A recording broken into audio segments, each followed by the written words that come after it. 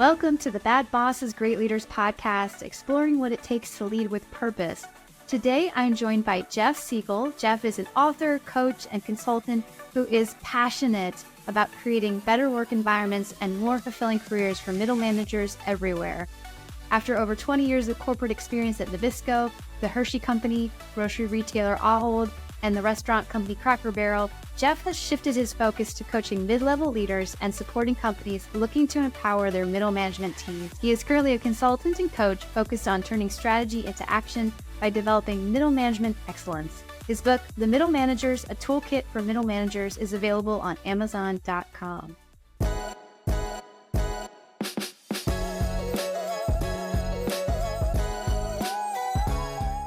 Jeff, welcome. I am so excited to chat with you today about all things middle management and building that toolkit, how we can empower our middle managers and teams to be better leaders. Sure. So I actually do this funny thing when I'm doing, live presentations where I put my bio sheet up and it's a picture of Oreos, a picture of Twizzlers, a picture of Stop and Shop, which is a supermarket up in the Northeast for those who wouldn't know that, and Cracker Barrel, the restaurant. So my career has basically been mostly in food marketing, and I started out at Nabisco working on Oreo cookies and Ritz crackers, and then I worked at the Hershey Company, where I always tell people my kid's favorite title I ever had was when I was the director of Twizzlers and Jolly Ranchers. Yes, that was on my business card.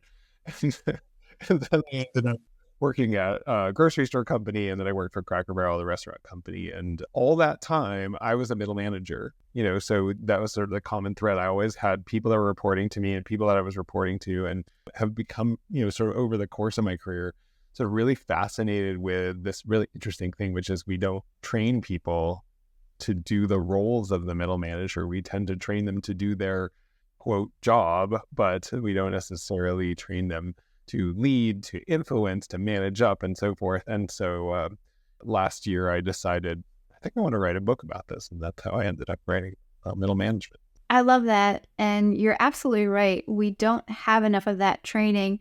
I'm curious, would you say that you're passionate about that subject, or you have a particular moment where you had that aha, it is time to write this book, or I've seen it play out a certain way, and I have to get this training out there? So I think I would say I've had lots of ahas in my career. I like to tell people that my whole book is stories of like me falling down and getting back up, brushing myself off and learning from it. But the story that I start the book with is probably the biggest aha, which was the first time I was managing someone else. And I had the perspective of, I'm going to coach this person. This is going to be awesome. And he had a totally different view of the situation. He's like, you just got the job that I wanted. And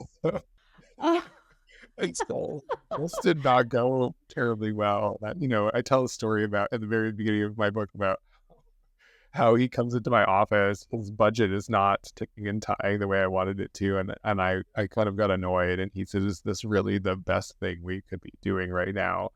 And I said, I'm not proud of this. I said, no. And if you got it right, we wouldn't have to do this at all.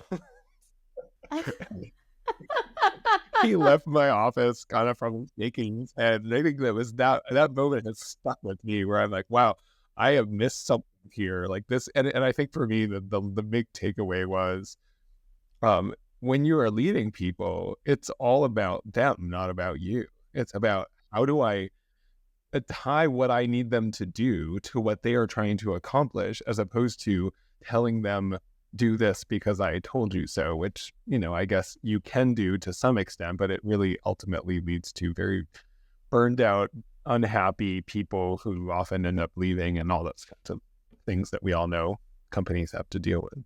The pitfalls of that. Well, you saying that makes me think about the levels of leadership and understanding that we're put in that position of authority where people are told they have to follow us, but they might not want to. You don't have the influence or the political equity with your team to be able to have that influential impact. I would love to hear, tell us more. How do you handle a situation like that, where you are put in that position and there are other members on your team who were after that same role? How do you make an environment where they feel supported and still valued? Yeah, I mean, I always go back to, I guess, two things. One is recognizing that everyone else is the hero of their story. And in the end of the day, if everyone else is the hero of their own story, you can really serve only two roles. You can either be a supporting character or you can be a villain. And so the key thing is, how do you basically look at the situation and say, listen, I recognize this person is disappointed, they're frustrated, they may be annoyed with me, whatever. How do you basically say, listen, I'm here to help you achieve what you want to achieve? And I think the other thing is sort of related to that is, how do you get everybody into this, what I call the learner mindset? I don't know about you, I certainly have suffered from this throughout my career, is this kind of what I call the achiever mindset. This is the mindset that says, I am the sum of my accomplishments. So I am my degree, I am my promotions, I am my titles and whatever. And I always say that's like focusing on the punctuation. It's really all that stuff that happened in between that got you there. You had to learn and grow and gain new skills and so forth. Is how do you kind of refocus people on like, what are the skills that you're going to learn? You know, you may feel like you were ready for this job. Maybe you are ready for this job. But I'm in this job. And so the question isn't how do we get along as much as how do we make sure that you are learning and growing and also make sure that you are ready so that the next time a role comes up, you're the person that's going to be considered for it. But again, it's all about how do I step into their shoes and how do I basically say, this is about you. This is about creating a situation where you can thrive and so forth. So true, because we are probably more self-aware of our own position and not recognizing others and how important it is for a leader to be thinking of the people on your team. So I love how you highlight that. Tell me a little bit more about how you hold a conversation with someone who's either in line for promotion or maybe they have been promoted and they need to be better equipped to manage people. How do you approach that development conversation? Yeah, well, the first thing is, so I think the biggest transformation that people need to go through as they move up their career is to recognize that we usually promote people because they're great at doing something, right?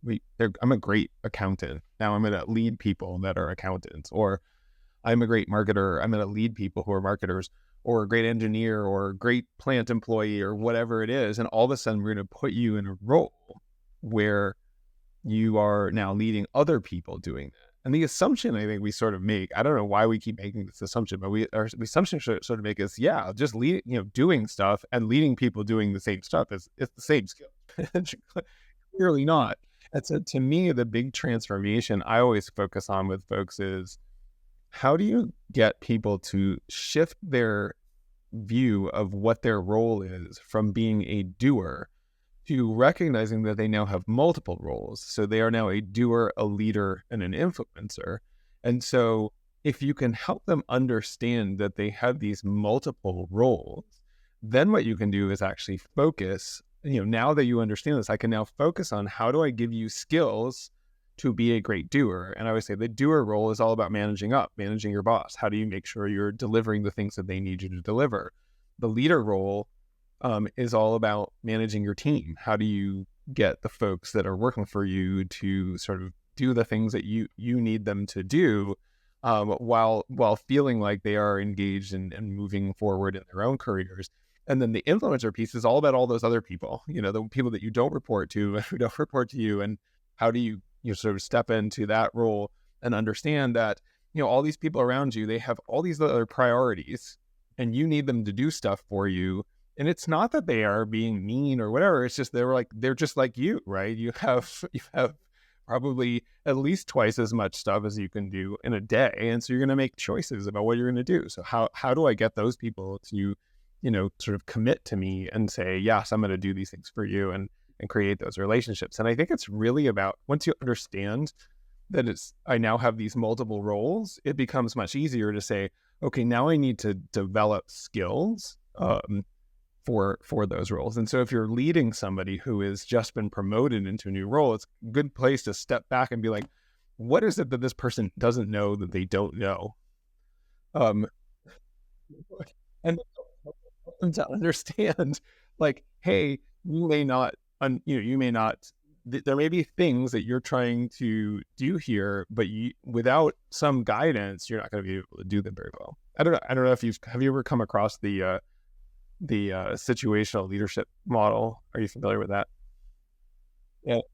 So, I mean, the flip side of the situational leadership is what I call situational learnership. It's the stuff that's on the bottom of the diagram. It's like you have to understand what type of learner you are, right? Am I somebody who is, essentially, I think the terminology they use is unconsciously incompetent, meaning incompetent, meaning I don't know what I don't know, or am I somebody who knows exactly how to do something? In which case, I need to be led in a different way, right? So I think actually helping people who are leaders to understand the situational leadership model from the perspective of, hey, every person who I'm leading needs to be led in a different way depending on where they are, but also getting the learner to be like, every situation where I'm learning, I actually need different types of support and help. And the other thing I always point out to people is you can be the same human being and need different types of leadership for different tasks, right? You may be perfectly great at writing that report. You may have never led a person in your life, so you're in a different position on that map. That's so insightful, Jeff. You remind me, I was having a conversation with another guest about not assuming the person receives your communication the way that you intended. And with that understanding, they might need instructions given to them differently in the same way that people might need to learn things differently. And applying a different style of leadership or coaching development for the person based on who they are and what their needs are. But you've taken it a step further, which I appreciate, and that's the task itself might require something different of us as leaders or of the team. And we need to be mindful of the nuance of that, if I'm understanding correctly. Yeah, exactly. I mean, if I have done, 50 weekly reports, because I was, as a junior associate, I was doing, the weekly report on, how my business was doing. And I've done that 52 times or something. I'm going to be pretty good at it, but I have never had to write a PowerPoint presentation or present it to, the director or the VP or whatever it is. I'm going to need a different level of support. And it's very easy, I think, for bosses to kind of miss that point, which is you can have somebody who's really, really good at their job. And all of a sudden you give them a new task and they fail at that task. And actually, I'm going to use a story. I hope for my brother doesn't mind this. My brother has this story about how at some point he gave a presentation early on in his career at a company and it didn't go well. And his boss's view was you can never present again because you're not good at presenting. Well, that's ridiculous. It wasn't that he wasn't good at presenting. It was that was a new skill for him. And so eventually he's, fortunately ended up with a boss who said, I don't know if you know this, but when I give a presentation, I always practice. And he was like, oh, he didn't know what he didn't know. And so now he practices and he gives great presentations. And obviously this was a long time ago in his career, but the point being, he needed a different type of direction. If he didn't get that direction, then he falls flat on his face. And it is incumbent upon us as bosses, by the way, to recognize when that's happened and point some fingers. Another sort of framework that I really like is this. I can't even figure out where it came from. Is this framework of contribution versus blame? So it's the idea of you always point the fingers towards you as opposed to towards the other person and say, hey, my person just went up and gave a presentation and they didn't do a good job. What did I miss? What did I contribute to this situation? As opposed to they're terrible, I'm going to blame them. It's so easy to blame them, but how do you actually look at them and go, wait a second, there was probably something I missed here and I didn't set them up for success. And how can I make sure that next time? But if we don't let people fail, sometimes they never grow and learn, right? So how do you, let them present, and then if they screw up the presentation, then let's give them another opportunity, but let's actually give them some guidance. Absolutely, it's a delicate balance, the tightrope between setting someone up for success and the opportunity for success, and then knowing when they need to exercise, stretch their wings, and maybe experience what it's like to go through the challenge in the lesson. Absolutely. I love that. And I think, a key point in there that you're bringing up is you have to be intentional about creating those opportunities. Like maybe the first time you have somebody present, you don't do it to the client. You have them present to you, or whatever it is. Yeah. But give them the opportunity to learn and practice and see what works and doesn't work. Because it doesn't work because that's how they'll learn and grow, right? And again, that whole, we talked about that earlier on, but this idea of like, I need to create a mindset in my team that this whole exercise in doing work is all about learning and growth, not about, I know results are important. I'm not saying results aren't important, but if we focus on the learning and growth, the results will come. If we focus on the results, the learning and growth will not necessarily come. Is, I think, the thing that I always put an eye on. It makes me think of what's the outcome that you want for the person, for the company. And you're absolutely right. You can be in a situation where you're coaching and training the person, but it's a safe situation where it's safe to fail and it's not going to jeopardize the client relationship or jeopardize any maybe relationship with anyone higher up in the company because you've created that environment. I love that you made that point, and it makes me think too, maybe people don't always have the framework for training someone well. So how do you help someone train into that? Or what's a framework that you might use to help someone train? How do they train their own people? Is that what you're thinking of? Yeah. I don't, one framework that it's actually, I mentioned this idea of doer, leader, and influencer. And this is, sort of the structure. My book's built around this structure. It's sort of a framework that I really like. And one of the things that I have been thinking about recently is what I call the 3 questions. And the 3 questions are these. The first one is, and these are questions that you should ask your people all the time, especially, one-on-one meetings, whatever. Ask these questions all the time, not just special occasions, like all the time. Question number 1 is, what did you learn? So whether you failed or whether you got it right, the question is, what do you learn? Because if you ask that question every week of your employee, they will show up every week with something they learned because they want to, do a good job and for their boss, right? The second question is, if they are leaders of people, is how did you grow your team?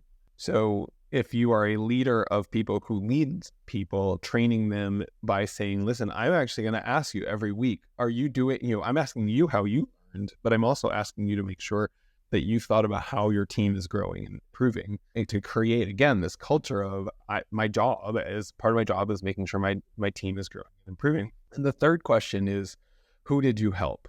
And this so if the first one aligns with the doer and the second one aligns with the leader, this one aligns with the influencer. This is, how do I create a mindset and an organization that is all about collaboration and helping people, and we're all working towards this common goal. So who did you help? And I actually think that I haven't been able to install this into a company yet, but I think you could very much change the culture if you could get a whole culture, if you could get the most senior leader, the CEO, the president, whoever is in charge, to actually ask those 3 questions of their executive team all the time. And that their executive team ask those questions of their team.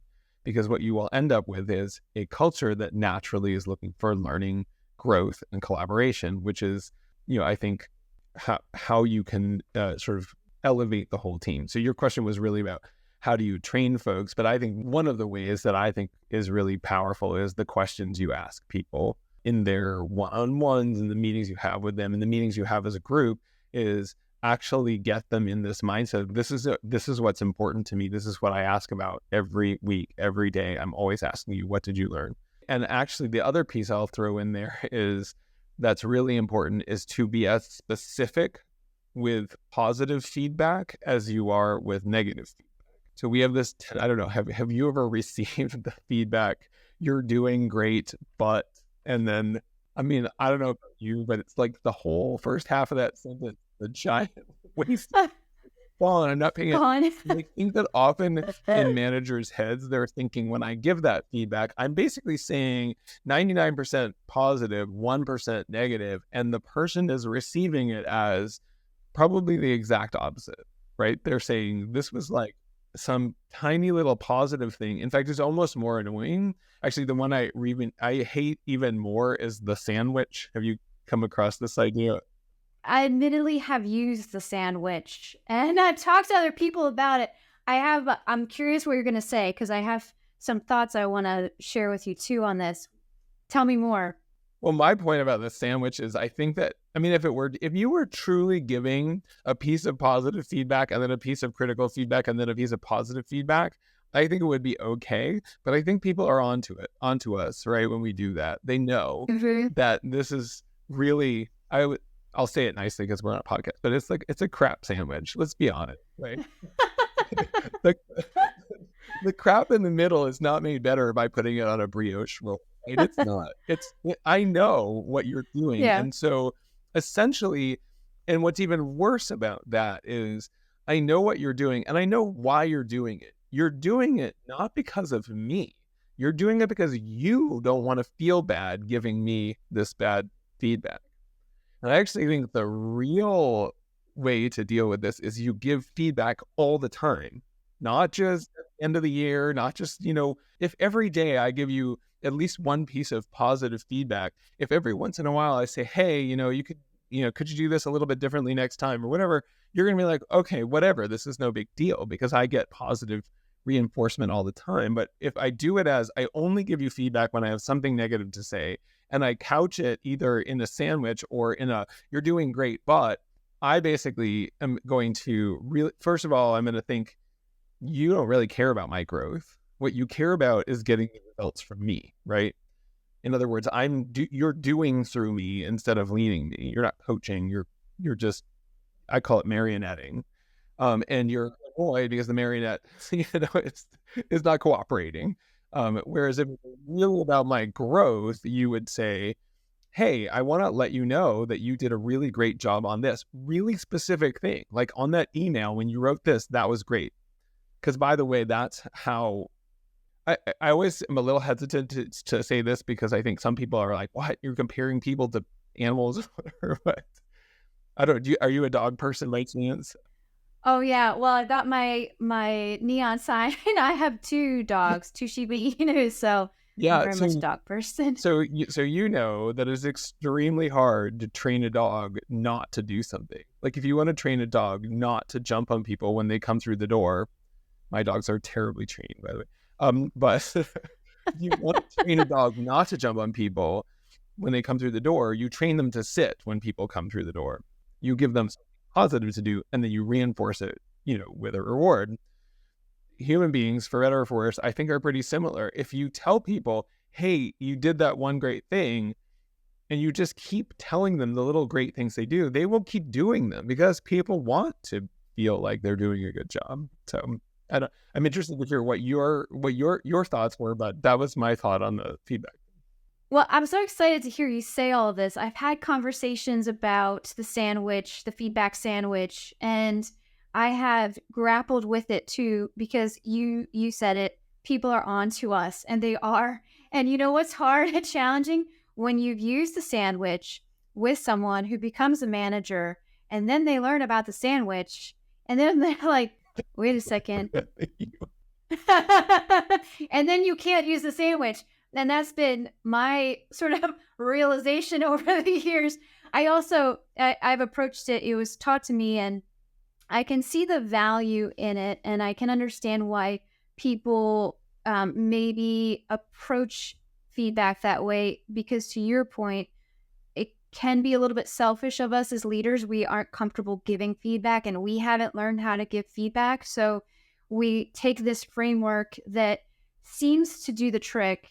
When I have approached with that, I am very careful that the bread is genuine, that it is very authentic, and to your point, very specific. Otherwise, it will come across as manipulative.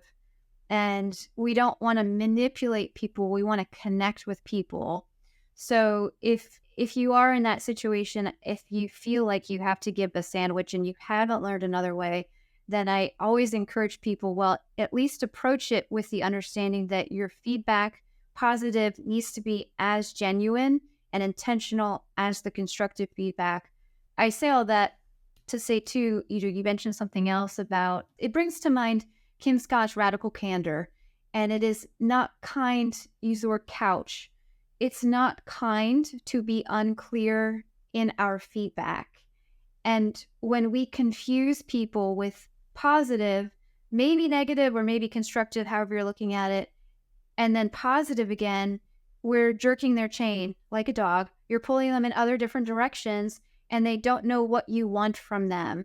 And to your point, I absolutely agree. You're absolutely right. We have to be comfortable giving consistent, quick, immediate feedback to people, as immediate as it can be, and still have the kindness. And that's where I think people confuse kindness as not being nice and flattering someone. It's saying, hey, this is what I'm observing, or I want to show you a different way, or hey, I noticed you did this. So I'm really excited to chat. I haven't had an opportunity to chat with anyone about that. And I love that you bring that up because I do agree. And I know that there are better ways. I think you know more than I do that there are way better ways to deliver feedback, healthy and positive.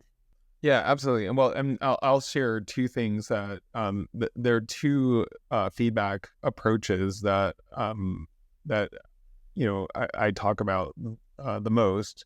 One is something that I don't know if this is something that I picked up from someone else or whatever, but what I remember was, and when I first started leading, we talked about my story of my first direct report, but when I first started leading, they gave us one of those, here you're a new leader, workshops or whatever, and I know it was good. It's just the problem was it was just we never did anything with it again afterwards, whatever. But the thing that the guy said there was, I think he said 9-1. It might have been some other number, but he said you have to give 9 pieces of positive feedback for every 1 piece of critical feedback. And so I actually I sort of took that fact, which may or may not have been the right number. It doesn't matter.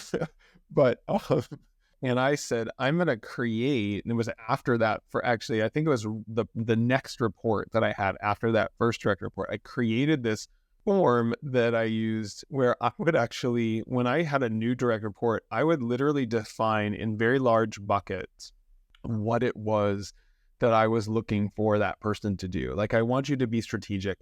I want you to execute with excellence. I want you to demonstrate personal leadership, whatever. All very high level things that basically mean nothing if you don't describe what you're actually supposed to do. So then underneath each of those, I had bullet points, if it's being strategic, considers options, comes with solutions, confidently defends ideas, whatever, just very clear. These are the behaviors that go with this high level thing that I'm asking you to do, being strategic, which, by the way, is, I think, a lot of people get that feedback at some point in their career, and they're like, I don't know what that means. I'm going to go right. Whatever. So what I ended up with was usually a list of about 20 to 25 specific behaviors that laddered up to these big ideas. And I would go through each of them and say, when the new report started, and I would say, here's what I'm looking for you to be functioning at the next level. Not, here's what I'm looking for you to be able to do your job. Let's assume that you can do your job. Here's what I'm looking for you to be functioning at the next level. And I'm not saying that when you master all those, I can get you promoted, because that's not up to me. But when you've mastered these, this is when we'll start having that conversation. And I purposely designed the behaviors in that format so that I was giving roughly, 80 to 90% like stuff that I could give positive reinforcement on. And usually I would have a couple things in there that I was like really wanted the person to focus on.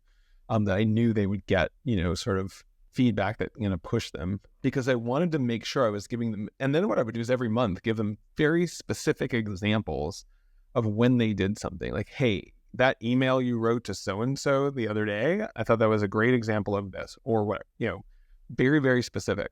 And then I would tell them, this is where I think there's an opportunity for you to do more of this. And we would have a conversation about it. So that was one. The other one was this idea that was used at the grocery store company where I worked, called plus ones. And the idea of a plus one was like, let's say I was the let's say I'm the district manager and you're the produce manager of a store, and I come in and I'm looking at your produce department, and I would say to you, I'd like you to do a +1 of your department. And the idea of a +1 was you would tell me on a scale of 1 to 10, where would you rate the department? And then you would say, here's where I think it could be better. Here's where I think it's great. Here's where I think it could be better. That's why I gave it a 6. And then the +1 part was, in order to be a 7, this is what would have had to happen.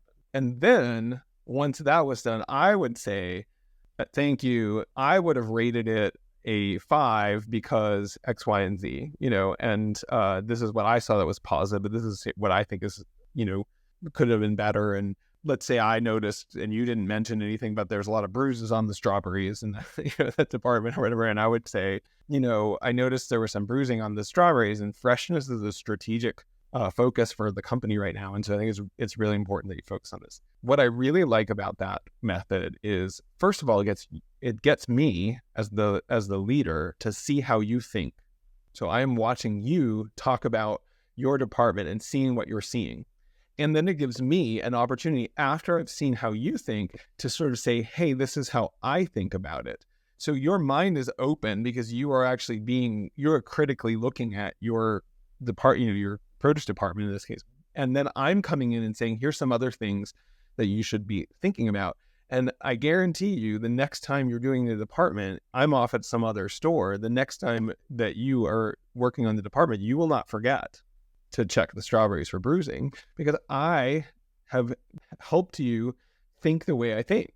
And so this is a feedback mechanism that I love, because it's really all about, how do I change the way the manager think, or the direct report thinks, to get them to think more like me when I'm not there.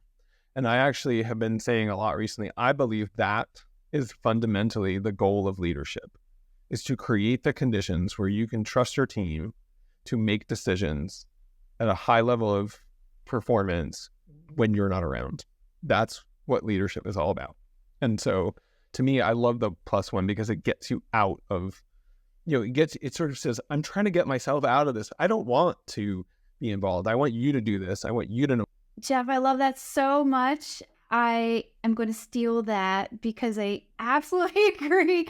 You're so right. It's important that they are open to your perspective so they can make good decisions and have the reference point of aligning to company goals. Everybody should be aligned to that, but they understand where you're coming from, and they can then teach other people to see things from I think it's called a dragonfly eye. I refer to it as that dragonfly eye of multiple different perspectives, so that you can find better solutions, stay aligned, and now they are ready for that next level.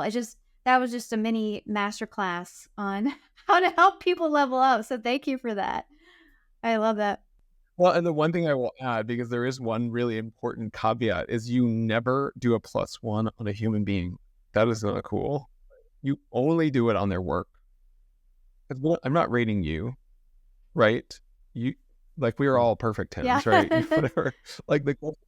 How do I rate the work? And when you take it away from, this is about me, and am I doing a good job? Am I going to get promoted or whatever? And focus it on the task at hand and say, how did this task, because sometimes, I'm going to go back to the produce department. Sometimes the produce department is a mess because 3 people called out in the morning, right? Now the question then was, so your +1 becomes, I need to have a better plan for how I'm going to handle the department when 3 people call out, because this happens, right?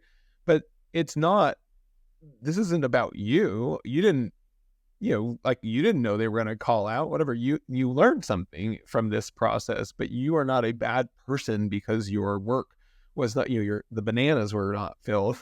That's not the way to think about it. So I think, to me, that's really an extremely important, point to keep in mind, is we are not rating people's quality as human beings. We are working together to help each other learn to produce better work. Absolutely. That's so important. I appreciate you qualifying that too, because I can see how, especially a new manager can fall into the trap of, well, so and so isn't doing this right, or this person, they're weak in this area, or they don't understand. I can't get them to do X, Y, or Z. When you made this point earlier, it's probably the finger pointing back at us because we didn't clarify, we didn't coach, we didn't train, we didn't instruct. And now we are giving feedback to them. And how unfair is it, especially when you have external conditions beyond our control, to then say, you're a bad worker or you're a bad person, or I'm going to judge you based on these outside conditions and factors that you can't possibly do anything about other than here's how we can solutioneer in the future together on this. Absolutely. And, you brought up Kim Scott. One of the stories that stuck with me the most from Radical Candor is when she talks, I don't remember what the name of the person was, but that she uses, but she talks about this guy who basically, she just didn't want to tell him he was doing a terrible job. And the whole team was at some point getting so frustrated because they're all covering for him. And so she takes him out to lunch and lets him know that she's going to let him go. And his response was, "Why didn't you tell me?" Which was like, I mean, I don't know about you, like, I think I had this like almost gut punch, like shiver, like, oh, wow. Yeah. I mean, what happened in that situation and what she recognized happened in that situation is she had let a situation fester to the point that that person was no longer it was no longer possible to rehabilitate the situation. They were just a mess. Everybody had taken over their work, whatever. And everybody was mad, and the whole situation had gone downhill. And if she had just stopped and said, "Hey, what's going on here? Why is this guy not able to do the things that he should be able to do?" And I just use the word should, but I often tell people I think the word should is the worst word in the English language. Because when you're a manager, you're a leader, you look at your people and you go, they should be able to do this. And I'm like, yeah, but they can't. So what are you going to do about it now? like that's what they should do. Actually, I was doing a training the other day in the opposite direction. I was training about managing up, and I gave that definition that I gave earlier about leadership being, the goal of leadership being to create conditions where you trust a team to make the decisions on their own. I said, this is a rhetorical question. The first part of it was, does your manager understand this? And the second part of it was, should they? And my answer on the next slide was, it doesn't matter if they should or they shouldn't. The question is, do they or don't they? Or do they act that way? And then again, even as the direct report, what are you going to do about it? Yeah, actually, to that point, one of the things that I think was the most interesting thing that came out of that whole conversation about managing up was when I always ask people at the end of a workshop, what's one thing you learned today? And I would say at least 50% of the people said asking for feedback.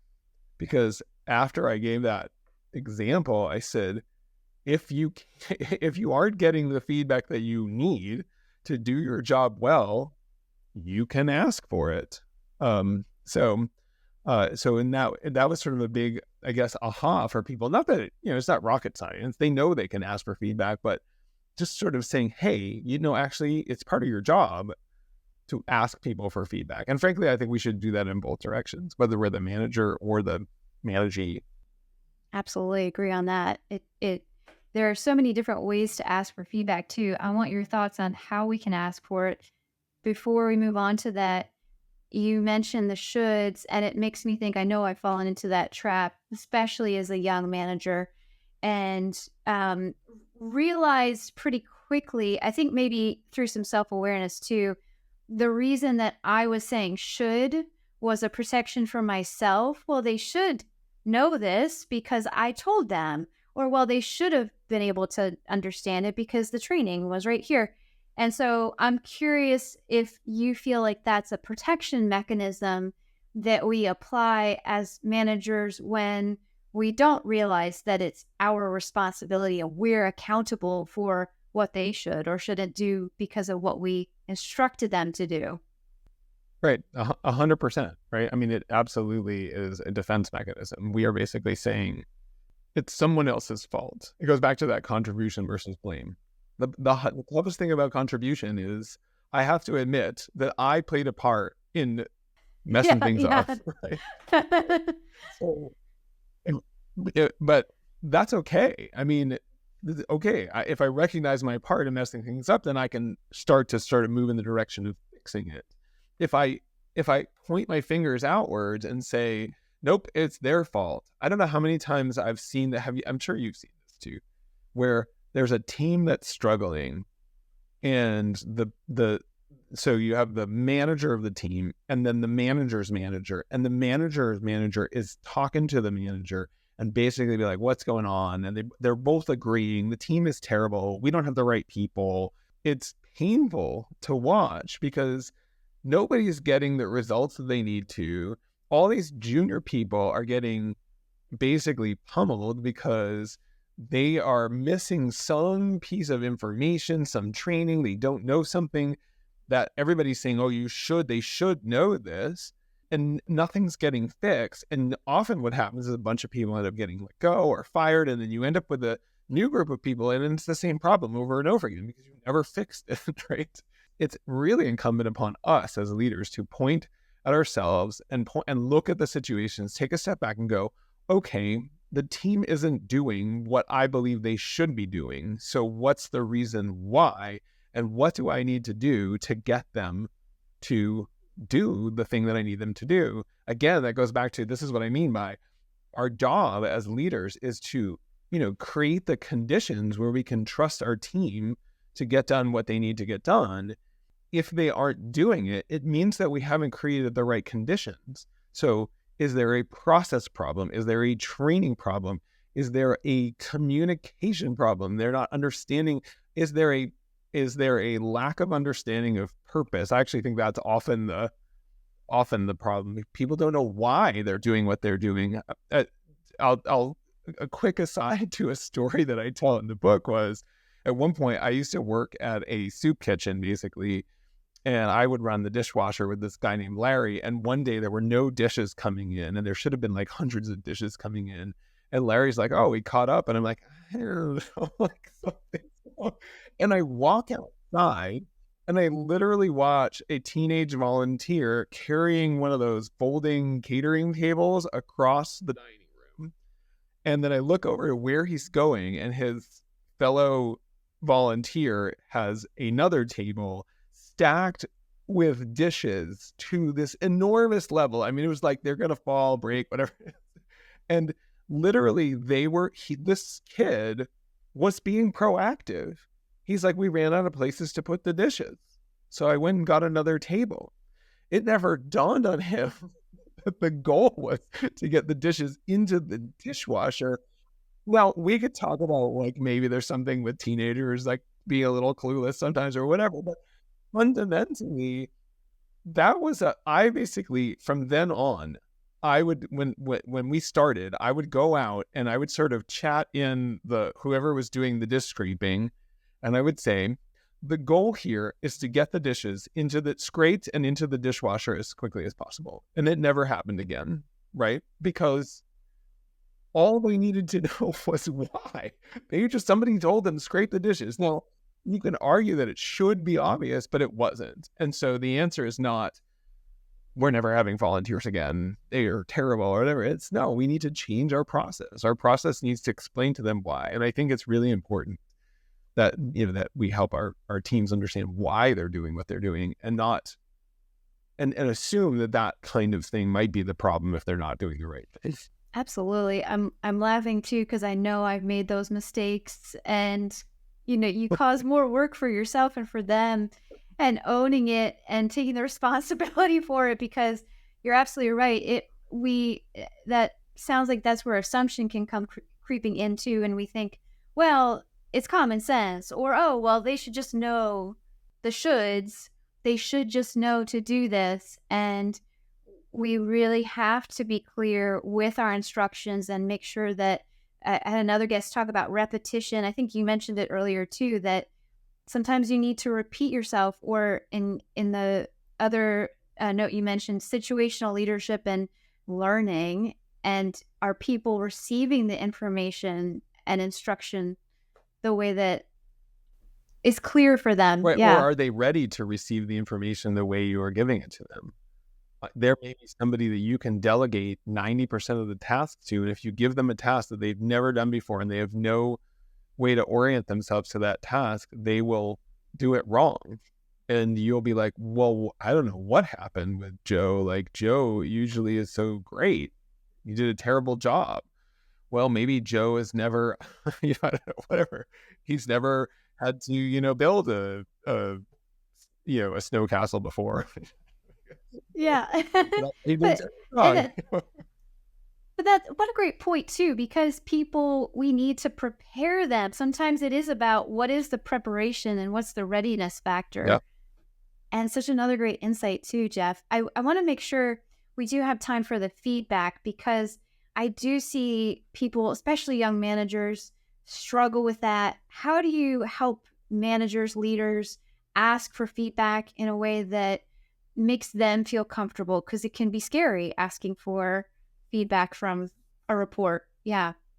Yeah. I mean, I think for direct reports, asking their manager for feedback, the first thing I like to focus on is this idea of, again, getting out of this achievement mindset part of the problem with this achievement mindset of I am the sum of my accomplishments is, if I fail, what am I? Right? If I am the sum of my accomplishments, the moment I fail, it all comes crashing down. It is extremely, anxiety producing way of, sort of going out about your life. And also a very unsatisfying way of going about your life, because, I don't know, there's this example that Brene Brown uses in one of her books of an Olympian who is like crying in her kitchen after she's like a couple weeks after she won gold, and her mother stops in and says, "Why are you crying?" And she says, "I thought I would feel different." Because in the end of the day, when you are focused on your achievement, once you've achieved, what do you do now? You have to achieve. So how do you get out of that mindset of, I am not the sum of my achievements, I'm my ability to learn. I am a learner. And because I'm a learner, I welcome and ask for feedback, because that's how I get better. I want to know, what am I doing well? What am I failing at? What could I be doing better? And I think the other thing is, so I actually think when you ask somebody for feedback, it's different than when you get the feedback. Because when you ask somebody for feedback, you have time to prepare yourself to get that feedback, right? So, okay, I'm going to ask for this feedback.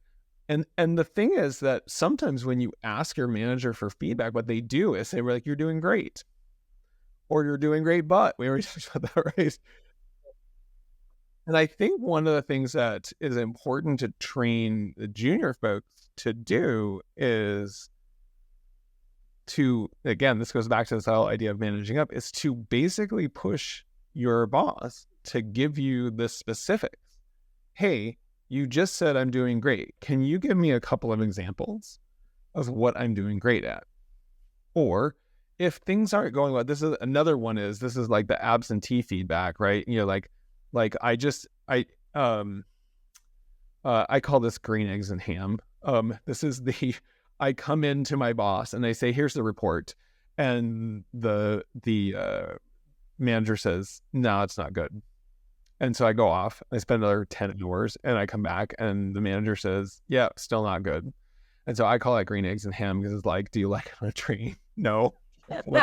No.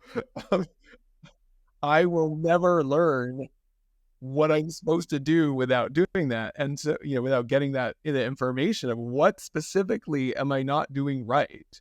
And so I think it's, in that situation, I tell people, like, ask the question. Like, I don't know, early on in my career, I had this guy who used to like correct every, he would just red marks all over my PowerPoint slides or whatever. And I wish that somebody had told me, like, I should have gone to him and said something like, "I've noticed that when I write a report, you tend to do a lot of corrections.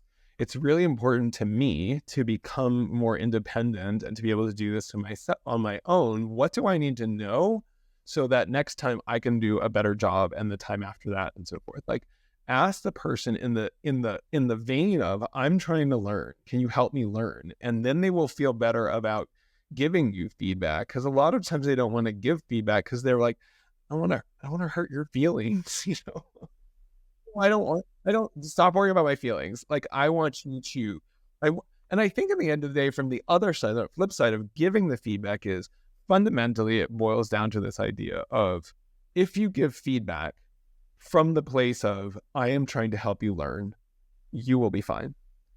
If you give feedback from, I am trying to get the things done that I need to get done, you will probably not be fine. Right? I mean, and so, again, it's, everybody needs to be in this mindset of, that's why those 3 questions that I talk, like, what did you learn? Right? And how did you grow your team? Like, how do you get everybody in this mindset of, I'm trying to learn. I need to be able to tell my boss, hasn't given me feedback, what I learned this week. So I'm asking you, what did I learn this week? Because I don't know. The flip side of that is how did you grow your team? Like, how do we get into this mode of, I am here to help my team grow? So I don't know if that, hopefully that answers your question, but.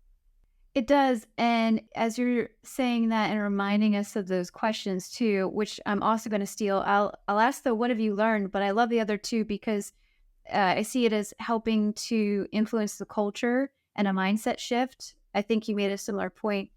The other aspect of it is that I feel like if we as leaders do more listening, active listening, then you will get more insight from your team. And it sounds like we're on the same mindset aligned there, because I'm hearing asking questions. I love to ask questions that gets us to the root cause of a challenge, or it helps the other person have the aha moment that you've had without force feeding them a lesson, and trying to, you just have to get this lesson. No, it's really allowing them to work through it. Yes. In that safe space as well. Would you agree, disagree?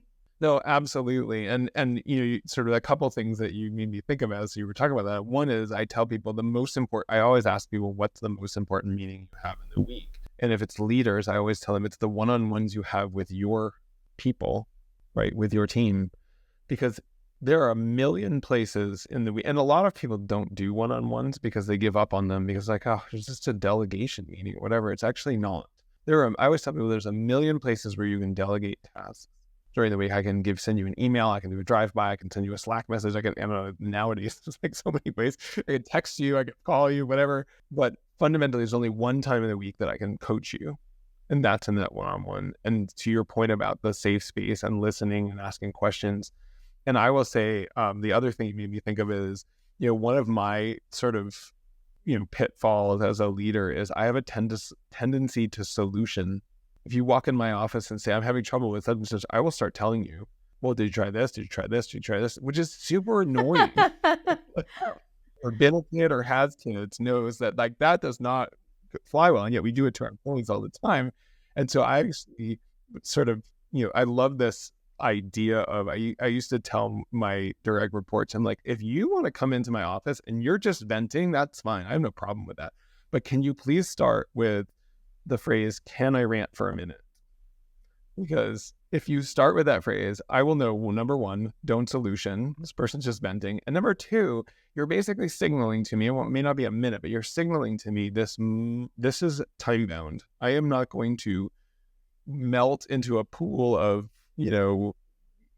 anxiety and quit. I need a minute to vent. And as soon as I'm done, we will get back to solutioning. And it's funny because when I've told people to do that, it always leads to very funny conversations because they pop into my office like, can I rant for a minute?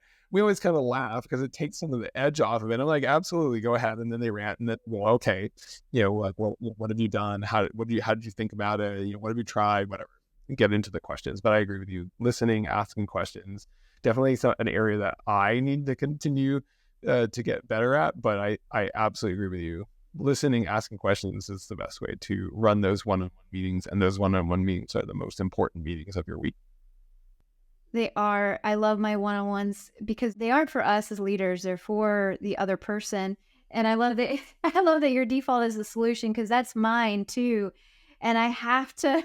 I consider myself a very good listener, but I do have to stop myself and pause and I haven't tried the venting question, but I'm going to try that too. Yeah, I think that helps differentiate. And it also sounds like it can break the ice as well, or just get a little bit more of that release out, and you can laugh about it if it's appropriate. But the other thing you mentioned about that, or that just kind of comes to mind, is that we want to provide the solution. So what I like to do is have the team come to me with the solution instead. Is that something that you train or coach on and managing up, is, bring the problem, but also... Yeah, absolutely. I call it asking for help without being helpless, or coming with solutions. Both those things, coming with solutions and coming with options. I think those three things. One is, if you show up in your boss's office and say, "What should I do?" They're going to basically be like, "Wow, you just added more problems into my day, and I'm going to have to tell you what to do," whatever. But if you pop into your office and say, "Hey, here's 5 things I've tried. I've boiled it down to 2 options. I'm planning to do this one unless you think I should do this other one. Can can I check with you?" Is a totally different conversation. I am still getting input, but the other thing is, like, can you think through, like, what would you, before you go and ask your boss for help, have you asked all the people that your boss is going to tell you to ask for help? Well, oh my God. And then the other one is to come with options, right? Yeah. This is the other one that people, I don't know how to do this one problem. I don't agree with you is a different problem. And so to walk into your boss's office and say, "I didn't do that thing that you asked me to do, I did this other thing," is not generally a good idea. Yeah. What you can do is walk in and say, "Hey, I looked into doing the thing that you want me to do, and here's what that's going to look like. And here's another option that I was thinking about. What do you think?" And they might say, "No, please do it the way, do it the first way." Or they might say, "Oh no, that's a really good idea." But if you walk in and you say, "I didn't do what you asked me to do," all they will think about is, "Why is this person not listening to me?" That's it. And then what they'll do is they'll make you go do the thing they asked you to do in the first place, even if your idea was better. Because you basically just ignored what I asked you. I don't care whether it was a better idea or not. All I care about is, wow, you just completely just disregarded me, and I am triggered. Bosses have feelings too. All right, well, this, Yeah. I talk about this a lot of, don't. I wrote an article some weeks ago, and it was called "You Can't Negotiate with Demons." If you demonize your boss, then you can't, there's no common ground. If they're just an evil person, they're not actually an evil person. So humanize them. I'm not saying that they're not doing terrible things, or that they're not a bad boss. They might be a terrible micromanager, but stop and go, "This is a human being. Why are they acting like this?" I mean, I always ask people, why do people micromanage? And often people get it right, but it takes them a second. People micromanage because they are insecure about their relationship with their boss. And so if you sort of go, "Oh, that's why my boss does this," then you go, "Okay, how can I," again, back to that whole villains and supporting characters, how can I be the supporting character of my boss's story? Jeff, this is such great advice. I hope everyone takes this and runs with it in the right direction, because towards their teams, towards their bosses, their leaders, because it's all very practical tips and strategies we can take away to be better leaders, to level ourselves up, to get the recognition too for our work, so that we can have that opportunity to manage well and to lead well.